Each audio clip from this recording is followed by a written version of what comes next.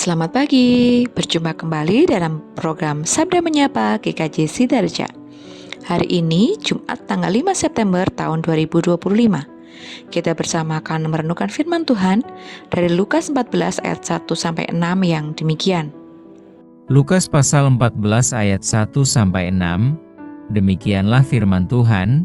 Pada suatu hari Sabat Yesus datang ke rumah salah seorang pemimpin dari orang-orang Farisi untuk makan di situ. Semua yang hadir mengamat-amati dia dengan saksama. Tiba-tiba datanglah seorang yang sakit busung air berdiri di hadapannya. Lalu Yesus berkata kepada ahli-ahli Taurat dan orang-orang Farisi itu, katanya, "Diperbolehkankah menyembuhkan orang pada hari Sabat atau tidak?" Mereka itu diam semuanya. Lalu ia memegang tangan orang sakit itu dan menyembuhkannya dan menyuruhnya pergi. Kemudian ia berkata kepada mereka, "Siapakah di antara kamu yang tidak segera menarik keluar anaknya atau lembunya kalau terperosok ke dalam sebuah sumur, meskipun pada hari Sabat?" Mereka tidak sanggup membantahnya. Tema yang akan kita bahas adalah critical thinking. Ketika diberhadapkan pada pemberlakuan suatu aturan, seseorang memiliki dua pilihan sikap. Pertama, menerima aturan itu dan melakukannya persis seperti yang diatur. Kedua, memilih berpikir tentang latar belakang dibuatnya aturan itu dan dampaknya bagi kehidupan secara umum. Pilihan kedua ini adalah critical thinking atau berpikir kritis.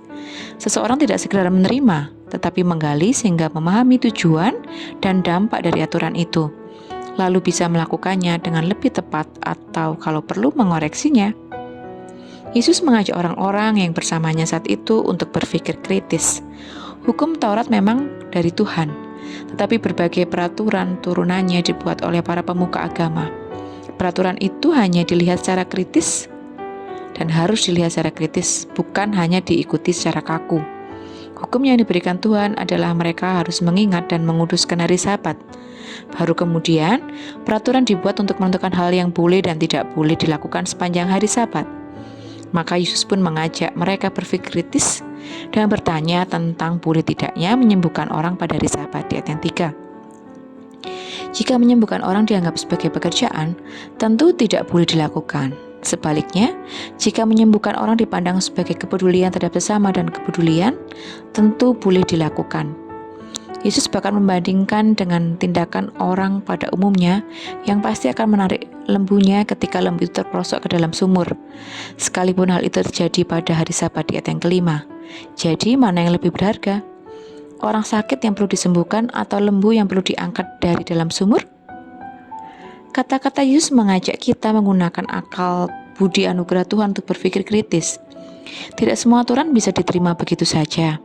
Bertanyalah saat memang ada yang harus dipertanyakan, sehingga kita memiliki pandangan yang utuh terhadap suatu peraturan dan tidak jatuh pada sikap legalis yang tidak menghargai kemanusiaan. Aturan yang ada dibuat untuk menolong manusia menjalani hidup, bukan manusia diperbudak oleh aturan. Mari bersama kita berdoa. Tuhan Yesus, terima kasih untuk firman-Mu pagi ini. Mampukan kami untuk boleh berhikmat dan bijaksana, sehingga kami tidak diperbudak oleh aturan-aturan yang ada. Mampukan kami Tuhan untuk mengutamakan kasih dalam setiap tindakan yang kami lakukan, pikiran yang ada dalam otak kami, dan juga perkataan kami. Mampukan kami Tuhan untuk boleh penuh kasih terhadap orang-orang yang Kau percayakan buat kehidupan kami. Baik itu keluarga kami, teman sekerja kami, teman sepelayanan kami, bahkan kami boleh mengasihi diri kami sendiri. Sehingga dengan hikmat dan akal budi yang Kau berikan bagi kami tidak membuat orang lain menderita, bahkan diri kami menderita. Tapi biarlah kasih-Mu boleh kami hidupi dalam kehidupan kami sehari-hari. Terima kasih ya Bapa, di dalam nama Tuhan Yesus kami berdoa dan bersyukur. Haleluya, amin. Selamat beraktivitas, Tuhan Yesus memberkati.